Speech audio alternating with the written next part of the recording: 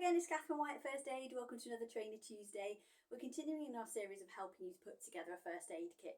And today's topic is which gloves should I choose for my first aid kit? So there are a few things to consider.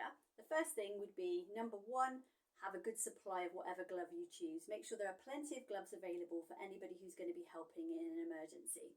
Number two, make sure you've got a variety of size gloves. As a suggestion, I would say have size medium and size extra large. Those who use small or medium can use the medium. Those who are large and extra large can use the extra large. And then number three, the material of the glove. So over the last few years in healthcare, we've come away from using latex in products so that we don't introduce a latex allergy into the situation. So latex free would be ideal. So then you've got the choice of either a nitrile or a Vicryl gloves. Just to say that nitrile gloves, this isn't a good example, are a bit more stretchy, whereas vinyl gloves tend to rip more easily. So I hope that helps. See you next time.